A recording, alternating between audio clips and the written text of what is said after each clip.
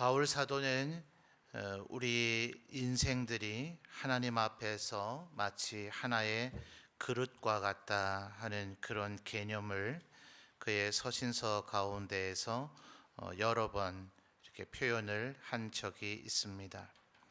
물론 그 이전에 하나님께서 사도행전의 기록을 보면 그를 부르셨을 때 내가 너를 이방을 위한 나의 그릇으로 삼겠다 이렇게 말씀을 하신 바도 있죠. 그러니까 성경은 여러 곳에서 우리 인간들 인생을 하나의 그릇이라고 비유적으로 표현을 하곤 합니다. 그래서 고린도 후서에서 바울 사도가 하는 말 속에서도 우리가 질그릇과 같다. 그러나 우리의 마음속에는 보배를 품고 있는 그런 질그릇이다. 이렇게 이야기를 하죠. 그것은 아마도 바울 사도가 다른 사람을 염두에 두기도 했지만 자기 자신을 제외하고 다른 이들만을 염두에 두고 한 얘기는 아닐 것입니다.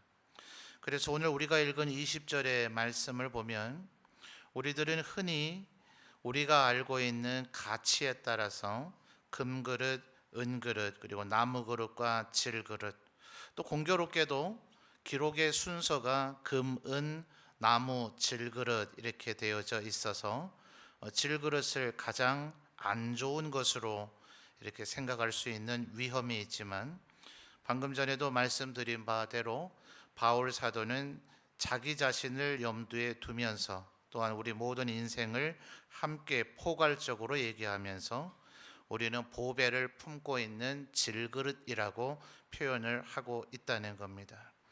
20절에서 얘기하고 있는 이 네 가지의 그릇의 종류는 그것이 어떤 것은 더 좋은 그릇이고 어떤 것은 나쁜 그릇이 아니라 그것들의 종류가 다르다 하는 것입니다.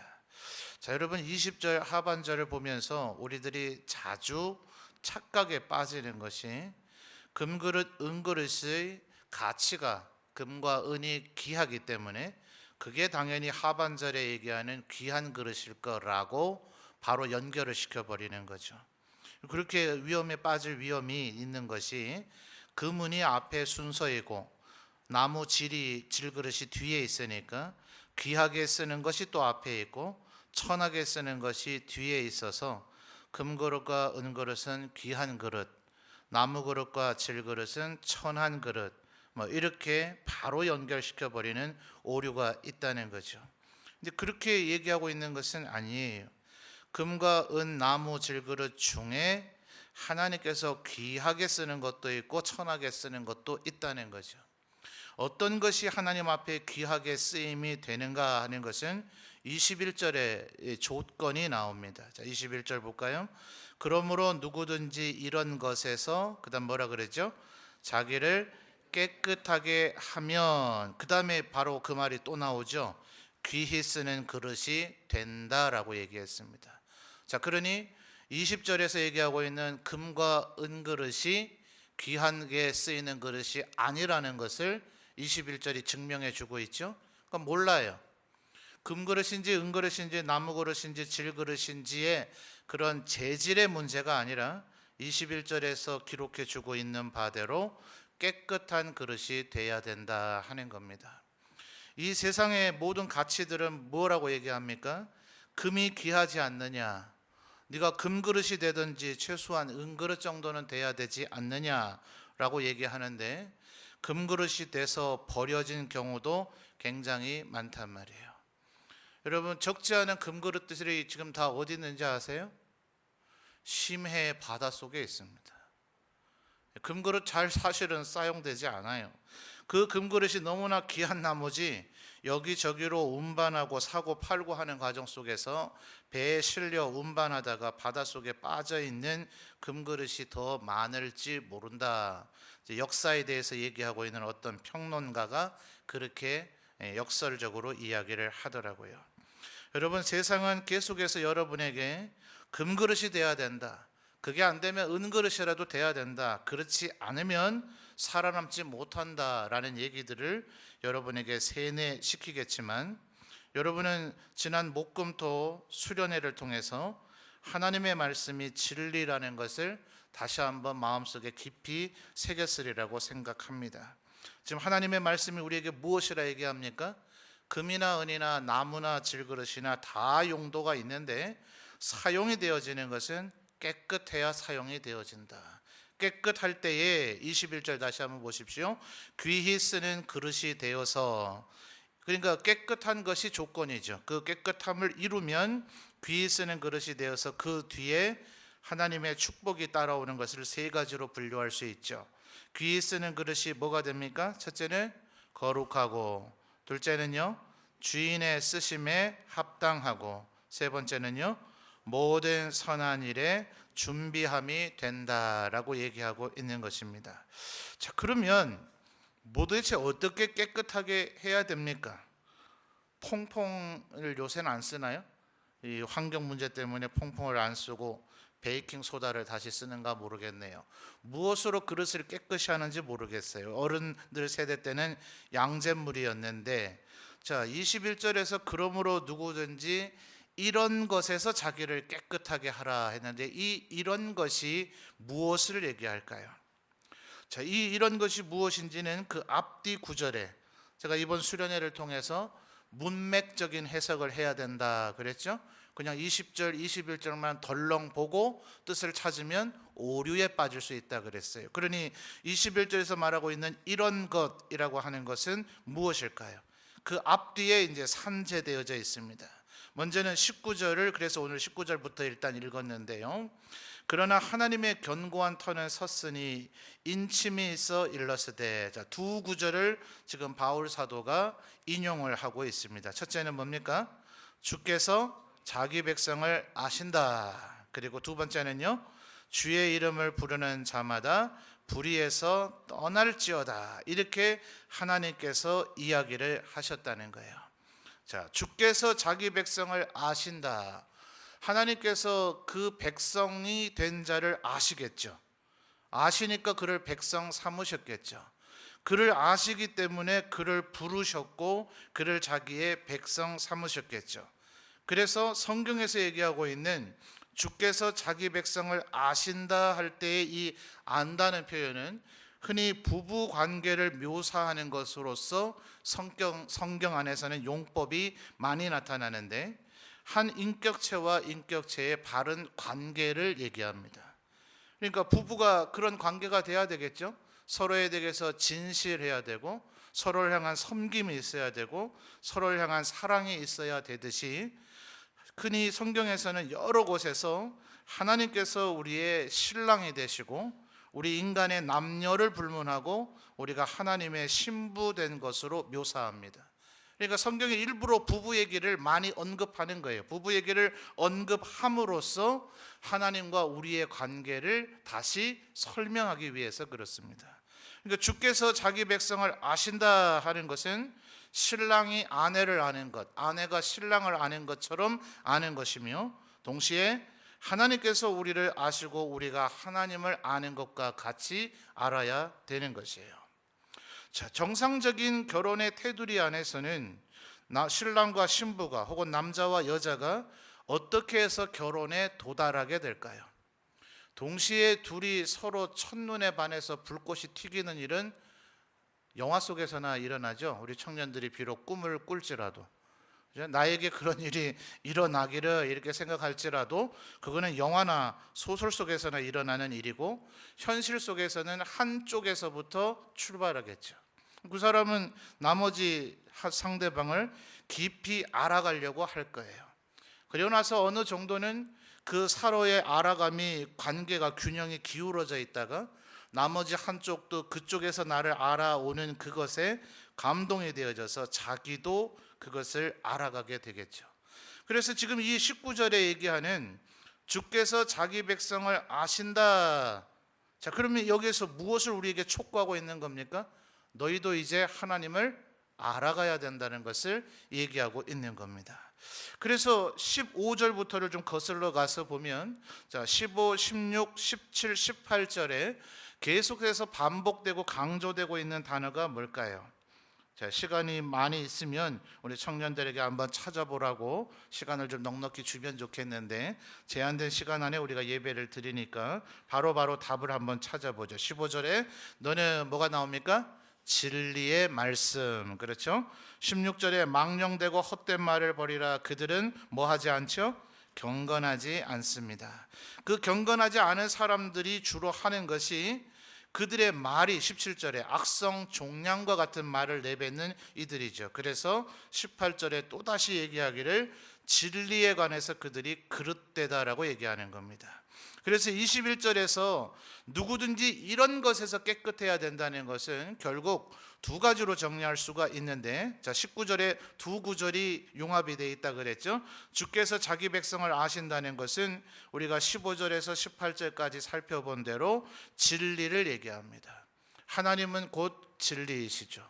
그죠? 예수님께서 뭐라 그러셨어요? 내가 길이요, 두 번째 뭐예요? 진리요 생명이니. 자, 이 세상은 우리에게 뭐라 그럽니까? 너희들은 무에서 생겨난 존재다. 아메바에서 생겨난 존재다. 인간 존엄이 없어요. 우리가 무슨 일을 하고 살든지 상관이 없어요. 파렴치한 일을 해도 상관이 없고, 뭐 사람들에게 욕먹는 일을 해도 상관없어요. 법정에 가서 감옥에 가는 그런 처벌만 받지 않으면 어떠한 일을 하든 상관이 없다고 이 세상은 얘기합니다. 그러나 우리는 그렇게 할 수 있어요? 하나님의 모양과 형상을 따라 지어진 존재이기 때문에. 그러니까 무엇이 진리냐? 우리는 무에서 생겨난 존재이냐, 아메바에서 생겨난 존재이냐, 뭐 우주가 빅뱅을 해서 생겨난 존재이냐, 그렇다면 우리는 막 살아도 될 거예요. 남들 거 더 뺏고, 내가 감옥에 안 간다는 범위 안에서, 내가 다른 사람의 지탄받지 않는다는 범위 내에서 수단 방법을 가리지 않고 나의 목적과 향락과 쾌락을 누리며 살아도 아무도 나를 욕하지 않을 거예요. 세상의 논리는. 그러나 진리는 뭐예요? 진리는 하나님이 너희를, 주께서 너희 자기 백성을 아시는 것처럼 우리가 하나님을 안다면, 하나님이 나를 만드셨으니, 그가 나를 만드시고 나서 보시기에 심히 좋았다고 얘기하고 계셨던 그 창세기 말씀이 진리라면 우리는 그분의 영광을 위해서 살아야 되죠. 그러니까 그때부터는 우리가 하고 살 수 있는 모든 행동들에게서 대단히 많은 것들이 해서는 안 될 행동으로 분류가 될 거예요. 내 욕망이 그것을 원하고 있다 할지라도 자꾸 나에게 그것을 하라고 내 내면이나 내 친구들이나 내 동료들이 그것을 자꾸 나에게 권유한다 할지라도 그것이 진리가 아니기 때문에. 그래서 조금 넘어가 보면 22절에서 이런 표현이 바울 사도가 결론적으로 하는 이유가 거기에 있습니다. 이런 모든 것들을 이루기 위해서, 궁극적으로는 21절에서 얘기하는 그 깨끗함을 이루기 위해서 결국 두 가지예요. 첫째는 진리 가운데 거해야 된다는 것이고, 둘째는 깨끗한 삶을 추구해야 된다는 거예요. 그러니까 22절에 또한 너는 청년의 정욕을 피하고 주를 깨끗한 마음으로 부르는 자들과 함께. 자, 22절에도 묘한 꼬임이 있습니다. 또한 너는 청년의 정욕을 피하고, 그 다음 뭐라 그래요? 주를 그냥 부르는 자들이라고 얘기하지 않고 왜 깨끗한 마음으로 부르는 자들이라고 얘기할까요? 교회 안에서도 잘 분류하시라고요. 주를 깨끗한 마음으로 부르지 않는 이들이 17절에 이름이 적시가 되어져 있잖아요. 그들은 진리에 있지 않아요. 교회의 울타리 안에는 있지만, 하나님을 원하고 하나님을 안다고 얘기하고 주장하고 있지만, 17절에서 책망하듯이 바울 사도가 고발하듯이 얘기하고 있는 바대로 그들의 말은 마치 악성 종량과 같은 후메네오와 빌레도가 있다. 너희들은 그들과 같아서는 안 된다. 진실된 너희의 마음이 정말 주님을 깨끗한 마음으로 부르고 있는가? 사람은 하나님의 모양과 형상을 따라 지어져 있기 때문에 그가 많이 타락해 있지 않으면, 죄에 완전히 오염되어 있고 함몰되어져 있지 않으면 하나님의 영적인 존재라서 누가 성령의 사람인지 어느 정도 느낄 수가 있습니다. 양심의 화에 맞아서 내가 무뎌져 있고 무감각해져 버리면 더 이상 의와 거룩함과 죄악과 타락됨을 구별해내지 못합니다. 그러면 내게 지금 권하는 사람들이 이게 악한 얘기를 권하고 있는 건지 선한 얘기를 권하고 있는 건지 그것을 잃어버리게 돼요. 그러니 여러분, 이것은 내가 하나님 앞에 크게 쓰임 받고 거룩한 자가 되고 뭐 주인의 쓰임에 합당하게 21절 하반절에 아까 우리가 찾은 세 가지 말입니다. 모든 선한 일에 준비함이 되는 그런 어마어마한 축복을 받기 위해서 내가 깨끗한 그릇이 돼야 되겠다는 것이 아니라, 깨끗한 그릇이 되지 않으면 하나님 앞에 쓰임 받지 않는다는 것은 그 도대체 무슨 그릇일까요? 하나님의 창고에 그냥 쓰지 않은 그릇을 적재해 놨을까요? 아니요. 이거 구원 못 받는다는 얘기예요. 하나님 앞에 하나님이 아는 그 백성은, 하나님이 쓰는 그릇은 당연히 쓰시겠죠. 하나님 우리를 부르시고 선택하실 때는 쓰고자 하는 목적 때문에 하신 거지, 우리는 무슨 수집해서 진열장에 진열해 놓고자 하는 것이 아닙니다. 그러니까 여러분 여기에서 뭐 피곤한데 굳이 하나님 앞에 쓰임 받는다는 것은 내가 사용되어지고 그분의 종이 되어지고 사역자가 되어지고 내가 무언가 많은 섬김을 해야 되는 것으로 사람들이 착각을 해가지고 여기에서 나는 그냥 쓰임 안 받아도 내 천국만 가면 돼. 아니, 그런 얘기가 아니에요. 쓰임 받는 존재가 따로 있고 쓰임 안 받아도 되는 존재가 따로 있고 지옥 가는 존재가 따로 있는 게 아니라, 여기서 쓰임 받는 그릇이라 하는 것은 진정한 하나님의 백성, 하나님의 영광을 위해서 사는 사람, 천국에 가는 사람. 그러니까 선택의 여지가 없어요. 깨끗해도 되고 조금 더러워도 되고 어쨌든 하나님의 집의 그릇이 아니라니까요. 더러운 것을 하나님이 왜 써요? 안 쓴다니까. 내다 버린다니까요. 그 그릇을 뭐 때문에 집에 놔두겠어요? 더러운 그릇 있으면 지금 유치부가 아주 골머리라는 것처럼 개미나 꼬이지 뭐. 더러운 그릇은 내다 버려야 돼요. 그냥 두는 것 자체가 재앙이에요. 그러니까 여러분, 하나님 앞에 뭐 하기 위해서? 깨끗한 그릇이 되기 위해서 날마다 결단해야 될 줄 믿습니다. 오늘 이 저녁에 함께 예배하는 우리 모든 성도들도 마찬가지입니다. 이건 단순히 우리가 그냥 하나님 앞에 크게 쓰임 받으면 좋겠다, 우리는 이게 크게 쓰임 받는 것에서 사실은 여전히 세상에 발을 디디고 살고 있기 때문에 출세해야 되겠다, 복 받아야 되겠다, 이런 생각 많이 한단 말이에요. 그런데 21절엔 그런 얘기가 없어요. 첫 번째 귀 쓰는 그릇이 된 그 첫 번째 증세의 반증이 뭡니까? 거룩해지는 거라고. 거룩해지는 거. 대단한 세상의 이름을 날리는 것도 아니고 돈의 풍요로움이 생기는 것도 아니고 우리의 신분의 지체가 높아지는 것이 아니라 하나님 앞에 쓰임을 받으면 받을수록 거룩해지는 것이라고 얘기하고 있는 거예요. 그래서 거룩해지기 위해서는 첫째 뭐 해야 된다고요? 하나님이 아까 19절에 주께서 자기 백성을 아시는 것처럼 우리도 하나님을 알아가서 진리에 우리가 들어가야 되기 때문에 날마다 하나님의 말씀을 알아갈 때 그 말씀이 우리를 깨끗하게 하는 줄 믿습니다. 진리의 말씀을 계속해서 읽고 묵상하세요. 그것이 여러분을 깨끗하게 만드는 길이에요. 그렇게 되면 무엇이 더럽고 무엇이 추한 건지를 선명하게 느끼게 됩니다. 우리의 양심과 우리의 이 내면의 인격 영혼이 맑고 깨끗하게 되어져서 아주 작은 것 하나에라도 죄책감을 가지고 죄와 결별하려고 하는, 죄와 싸우고자 하는 그런 의지를 갖게 된다고 성경은 여러 곳에서 우리에게 논증하고 있습니다. 그래서 모쪼록 우리 청년들이 하나님 앞에서 깨끗한 그릇이 되시기를 주님의 이름으로 축원합니다. 그렇게 하기 위해서 뭐 해야 된다고요? 진리를 날마다 알아가야 된다. 자, 19절 우리 청년들만 다시 한번 읽어보겠습니다. 시작.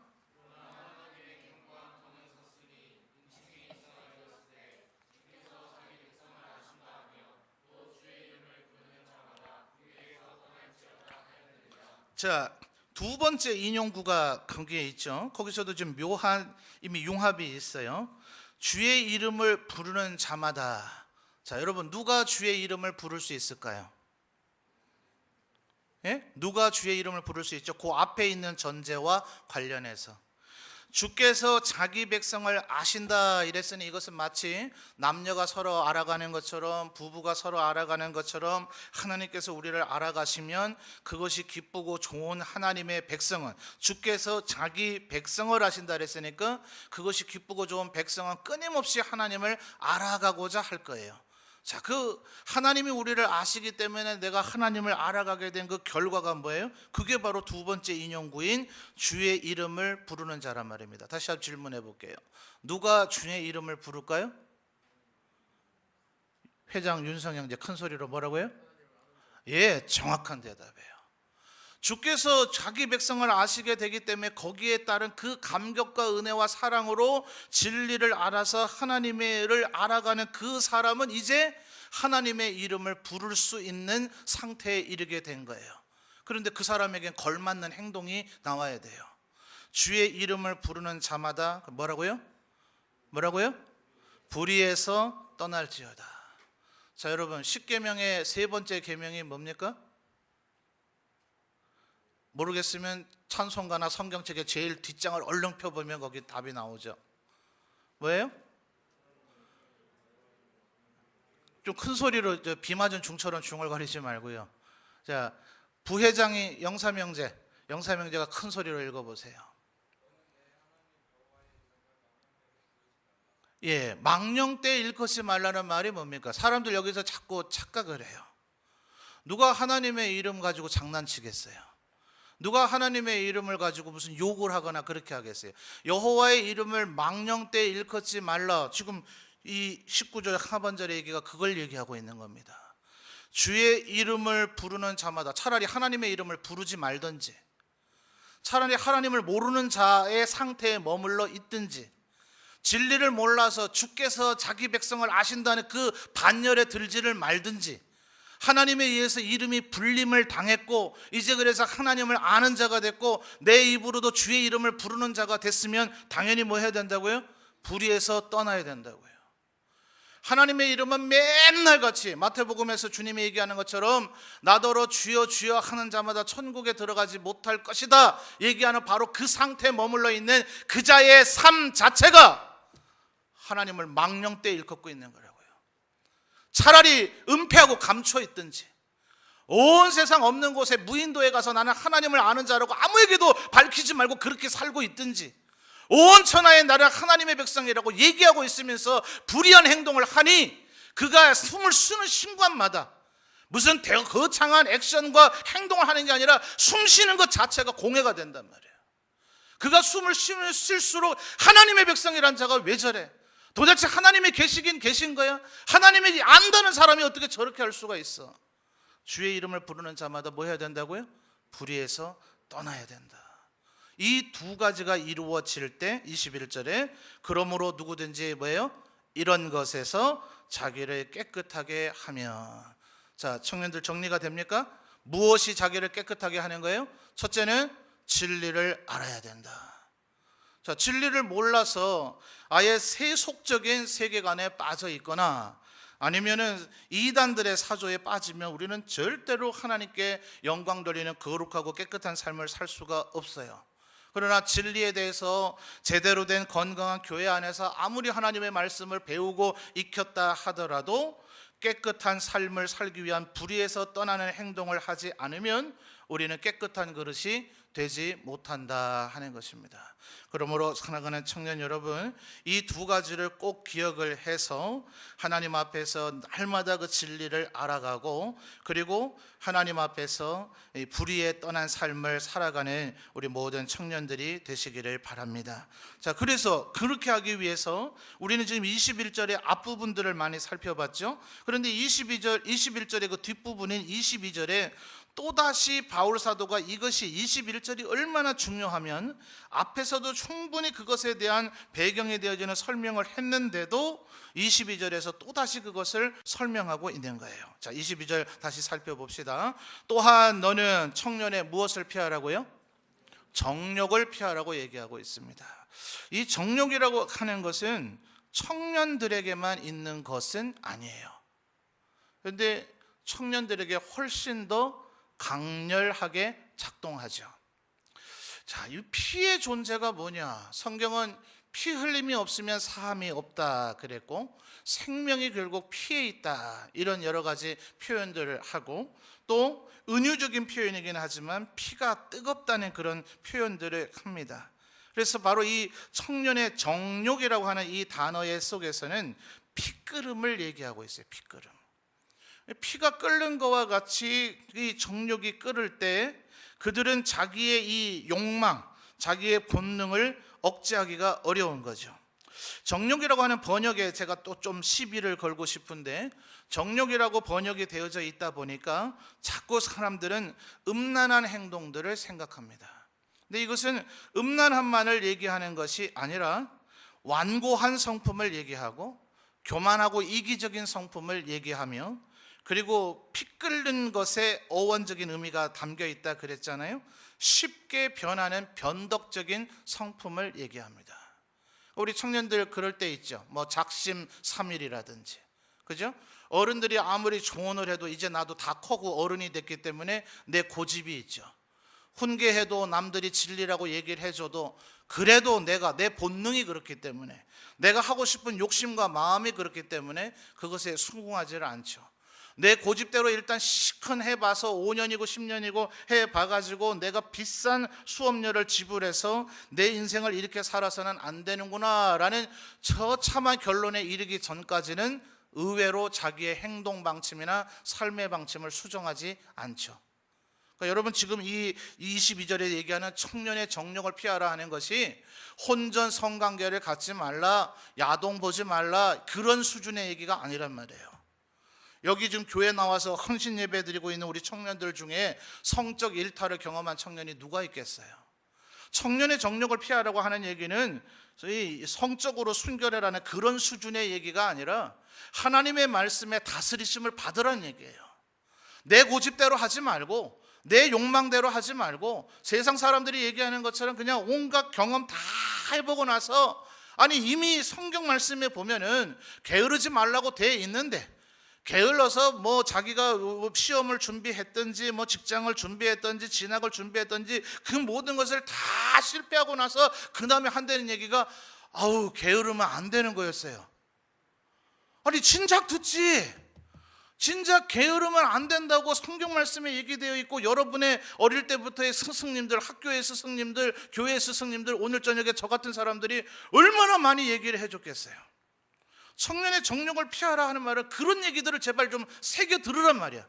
마음속에 완고한 고집 부리지 말고, 그래 수련회 했을 때는 그래 맞아 내가 이제 진리의 말씀을 늘 읽어야지, 하나님 말씀대로 살아야지, 하나님 앞에 영광 돌리며 살아야지 그랬는데 내일 당장은 일단 놀자 이러지 말고 말이에요. 은혜 받았으면 노는 건 나중에 놀아도 되니까 일단 내 삶의 습관이 바뀌도록 하나님 앞에 결단하란 말이에요. 그게 정욕을 피하는 것인데 혼자 힘으로는 잘 안 되죠. 그래서 어떤 사람요?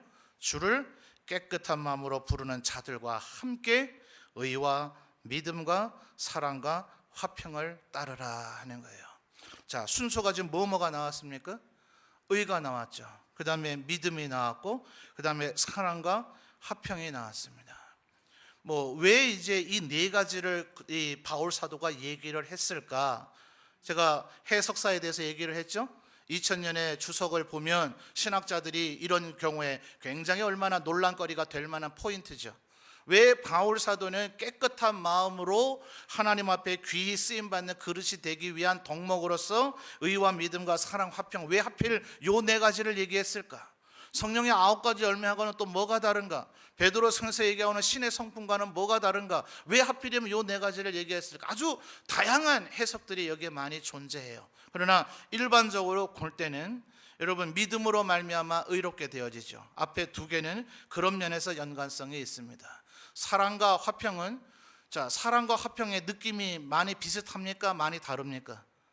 비슷하죠? 사랑과 화평은 결국 같은 유형으로 좀 묶이고 있는 겁니다. 결국 하나님에 의해서 우리에게 주어지는 성품을 따라서 우리들이 최종적으로 맺어지는 사랑과 화평. 자, 우리 청년들 연애 많이 해봤어요? 능숙하게 상대방의 마음을 얻을 수 있습니까? 전혀 나를 좋아하지 않던 사람인데 나에게 3초만 시간을 다워 제가 나의 매력에 빠지게 만들리라. 가능합니까? 아직은 어렵죠? 뭐가 필요해요? 안 해봐서 몰라요? 연습이 필요합니다. 기술과 작업이라고 할 수도 있겠지만은 연습이 필요해요. 사람의 마음을, 사랑을 얻는 거. 자, 누군가 여러분을 미워하고 여러분을 굉장히 싫어하는데 그 사람을 용서하고 용납하고 사랑한다. 쉽습니까? 어렵습니다. 사랑과 화평이라고 하는 이 성령의 열매와 관련되어 있는 이 덕목은, 그래서 바울 사도가 얘기하기를 육체의 연단은 약간의 유익이 있지만 이 경건의 훈련은 지금과 앞으로 나아갈 천국 내생에서도 영원한 아주 큰 유익이 있다고 얘기합니다. 거기서 같이 사용되는 단어가 연습이에요. 연습. 사랑은 연습하고 영어 공부 잘하는 것도 연습하는데 사랑과 화평은 기도만 하면 저절로 되는 줄 알아요. 아니에요. 이것도 연습입니다. 의와 이 주를 깨끗한 마음으로 부르는 자들, 자 여러분, 이번 수련회를 통해서 여러분 앞뒤 좌우에 있는 사람들이 하나님을 깨끗한 마음으로 부르려고 합니까? 기도 안 하고 다 졸고 자던가요? 한 밤에 늦게까지 함께 기도했죠? 그러니까 아마 이런 청년부가 있다는 것이 여러분에겐 귀한 자산이 될 거예요. 여러분 앞뒤 좌우에 있는 사람들이 그래도 비교적 주님을 깨끗한 마음으로 부르는 자들일 거예요. 그래서 여기 있는 모두가 다 사랑스럽고 좋나요? 그렇지 않죠? 제가 수많은 교회 공동체를 경험해 봤지만 가장 은혜를 많이 받은 사람들끼리 제일 많이 싸워요. 왜 그래요? 서로에 대한 사랑과 화평을 이루지 못하고 있기 때문에 그래요. 여러분 지금 성경은 우리에게 뭐라고 얘기합니까? 22절이 비록 21절의 뒤에 있지만 22절은 21절을 이루는 조건입니다. 우리의 지금 최종적인 목표와 관심사가 뭡니까? 하나님 앞에서 우리가 깨끗한 그릇으로 인정이 되어져야 되겠다. 그래서 하나님이 쓰시는 귀한 그릇이 돼야 되겠다. 그래서 하나님 보시기에 거룩하고 주인의 쓰심에 합당하고 모든 선한 일에 준비함이 되어야 되겠다. 이것이 많은 사람들이 그냥 성경 말씀 많이 공부하면 되는 줄로 착각한단 말이에요. 성경 말씀을 많이 알고 있는 교만한 사람이 있다는 걸 제가 수련회 설교 중에도 예를 들어 드렸죠. 진리만으로 안 된단 말이에요. 진리만 되는 것이 아니라 불의에서 떠나야 되는데 그 불의를 떠나는 행동 방침으로써 바울 사도는 의와 믿음과 사랑과 화평을 제시해주고 있다는 사실을 기억하셔야 됩니다. 사랑하는 우리 청년 여러분, 여러분이 아직은 살아갈 날이 많은 청년들일 거예요.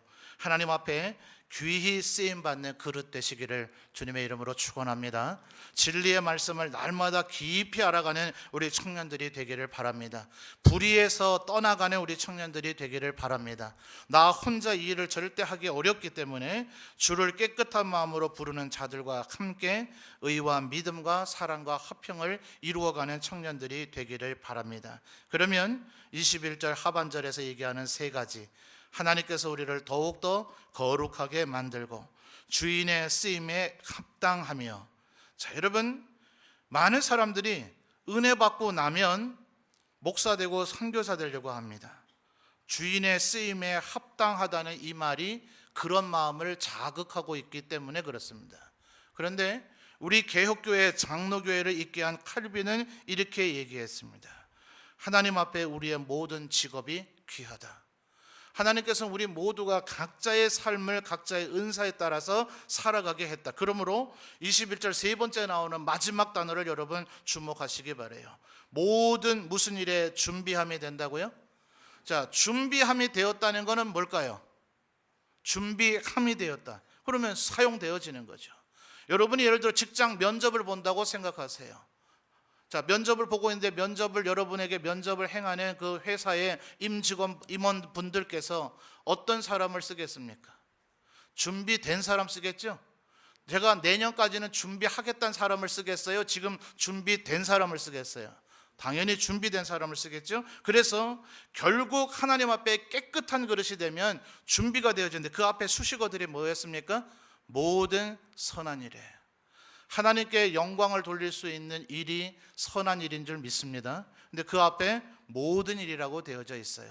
목사, 선교사가 되는 것만이 하나님 앞에 영광 돌리는 길은 아닙니다. 여러분이 지금 마음속에 기도하고 꿈꾸고 계획하는 그 일에 하나님께서 축복하셔서 여러분이 모든 사람들 앞에 두각을 드러낼 수 있는 그런 귀한 하나님의 일꾼들이 되어질 줄 믿습니다. 하나님 앞에 사용되어지는 그릇이 되어질 줄 믿습니다. 그래서 이 말씀을 오늘 이 저녁 여러분의 마음에 새기셔서 더욱더 진리를 알아가십시오. 여러분, 하나님 말씀 이제 읽어야 되겠다는 결단이 있으셨습니까? 하나님 말씀을 많이 알아가야 되겠다는 마음의 다짐이 생겼습니까? 사실은 오늘 저녁 여러분에게 조나단 에드워즈의 결심문을 한번 이렇게 좀 나눠드리고 싶었는데 수련회가 아니다 보니까 제한된 시간 안에 지금 설교를 마쳐야 돼서 그러지는 못합니다. 근데 우리 청년 세대들은 다 인터넷 할 수 있잖아요. 그죠?